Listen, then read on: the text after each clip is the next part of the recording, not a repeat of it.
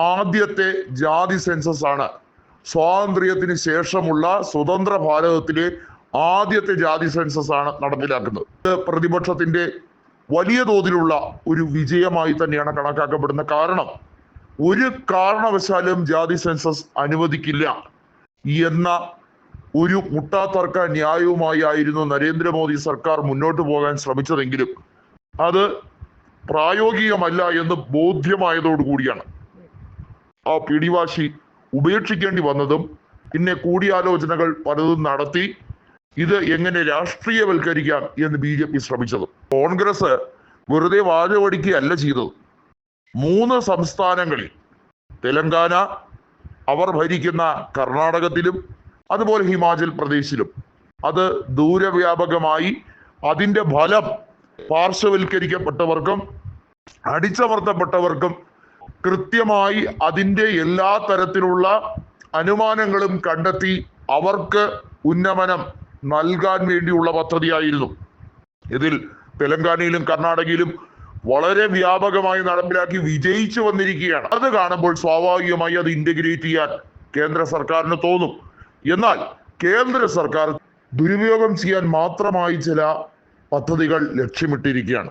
അതിലൊന്ന് എന്ന് പറയുന്ന ഡീലിമിറ്റേഷൻ നടപടികൾ എത്രയും പെട്ടെന്ന് പൂർത്തീകരിക്കുകയും ദക്ഷിണേന്ത്യൻ സംസ്ഥാനങ്ങളെ അവർക്ക് ഇന്ത്യ രാജ്യത്ത് കൈക്കൊള്ളുന്ന നിലപാടുകളിൽ അവരുടെ ജനപ്രതിനിധികൾ കാര്യമായി ഇഫക്റ്റ് ഉണ്ടാക്കാതിരിക്കാൻ വേണ്ടിയുള്ള ശ്രമമാണ്. പ്രത്യേകിച്ചും കേരളം, തമിഴ്നാട്, കർണാടക, ആന്ധ്രാപ്രദേശ്. കർണാടകത്തിൽ നമുക്കറിയാം BJPക്ക് വലിയ സ്വാധീനം ഈ അടുത്ത കാലത്ത് വരെ ഉണ്ടായിരുന്നെങ്കിൽ പോലും ആ സ്വാധീനം പരിപൂർണമായി നശിക്കുന്ന തോതിലേക്ക് നീങ്ങുകയാണ്. ലോക്സഭയിൽ ഏതാനും സീറ്റുകൾ വീണ്ടും ലഭിച്ചു എന്നത് ഒഴിച്ചാൽ അവർക്കിനി കാര്യമായി നിയമസഭയിൽ തുടർ വിജയം ആവർത്തിക്കാൻ പറ്റുമോ എന്ന സംശയമുണ്ട്. ഡീലിമിറ്റേഷൻ നടപടികൾ വരുമ്പോൾ ഉത്തരേന്ത്യൻ സംസ്ഥാനങ്ങളിൽ ഗണ്യമായി സീറ്റുകൾ വർദ്ധിക്കുകയും ദക്ഷിണേന്ത്യൻ സംസ്ഥാനങ്ങൾക്ക് വർദ്ധിക്കാതിരിക്കുന്ന സാഹചര്യം ഉണ്ടാവുകയും അവരുടെ പ്രാതിനിധ്യം നന്നേ കുറഞ്ഞു പോവുകയും, അതായത് ആനുപാതികം വലിയ തോതിൽ കുറയുകയും അവരുടെ റേഷ്യോ ഓഫ് റെപ്രസെന്റേറ്റീവ്സ് എല്ലാ രീതിയിലും ശരാശരിയിലും താഴെയാവുകയും അങ്ങനെ അവരുടെ ശബ്ദം പാർലമെന്റിൽ മുഴങ്ങി കേൾക്കാതിരിക്കുന്ന ഒരു സാഹചര്യം വരുത്തുകയും ചെയ്യുകയെന്നാണ് കേന്ദ്ര ആഭ്യന്തര മന്ത്രാലയത്തിന്റെ ലക്ഷ്യം.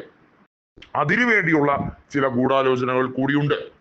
ഇത് ബോധ്യമായതുകൊണ്ടാണ് സ്റ്റാലിൻ ഉൾപ്പെടെയുള്ളവർ സെൻസസ് നടപടികൾ ആരംഭിക്കുന്നതിന് മുമ്പ് തന്നെ ഈ കാര്യത്തിൽ ഒരു തീരുമാനം വേണം, ആനുപാതിക വർധനവ് ഉൾപ്പെടെ ദക്ഷിണേന്ത്യൻ സംസ്ഥാനങ്ങളിൽ കൊണ്ടുവരണം എന്ന് പറഞ്ഞത്. ഇതിനെ പഞ്ചാബ് അടക്കമുള്ള സംസ്ഥാനങ്ങൾ പരിപൂർണമായി സ്വാഗതം ചെയ്തതും ഈ ദുരുദ്ദേശം BJP അവലംബിക്കും എന്നത് കണ്ടുകൊണ്ട് തന്നെയാണ്. ക്രമാതീതമായി ജനസംഖ്യാ പെരുപ്പം ഉണ്ടായിട്ടുള്ള ഉത്തർപ്രദേശിലും ബീഹാറിലും എല്ലാം അവിടെ ഉള്ള സംഘപരിവാറിന്റെ സ്വാധീനം അത് കൃത്യമായി ദുരുപയോഗം ചെയ്യാൻ തന്നെയാണ് സെൻസസിലൂടെ നടപ്പിലാക്കാൻ ശ്രമിക്കുന്നത്. ജാതി സെൻസസ് മറ്റൊരു വഴിക്ക് നടത്തുമെങ്കിലും അത് ഡേറ്റ കളക്ഷന് വേണ്ടി മാത്രമാണ്. അതിലൂടെ പിന്നാക്ക വിഭാഗങ്ങൾക്കോ പാർശ്വവൽക്കരിക്കപ്പെട്ടവർക്കോ അവർക്ക് സഹായം നൽകാനല്ല, മറിച്ച് അവരുടെ സംഖ്യ കൃത്യമായി മനസ്സിലാക്കി അവരുടെ ഡേറ്റകൾ കളക്ട് ചെയ്യുക. ഇത് പ്രത്യേകമായി പ്രൈവറ്റ് ഏജൻസികൾക്ക് നൽകാൻ വേണ്ടിയുള്ള ലക്ഷ്യം. ഇതില് ഒരു വലിയ അട്ടിമറിയും ദുരൂഹതയുമുണ്ട്. സെൻസസ് നടപ്പിലാക്കുന്നതിന് മുമ്പുള്ള സംയുക്ത പാർട്ടി യോഗം വിളിച്ചു ചേർക്കേണ്ട അനിവാര്യതയാണ് ഇപ്പോൾ പ്രതിപക്ഷം പറയുന്നത്. പക്ഷെ ഒരു കാരണവശാൽ ഏകാധിപത്യം വിട്ടൊരു പരിപാടി ആഭ്യന്തര മന്ത്രാലയത്തിന് ഇല്ല എന്ന് സൂചിപ്പിക്കുന്നതാണ് ഇപ്പോഴത്തെ നടപടിക്രമങ്ങൾ.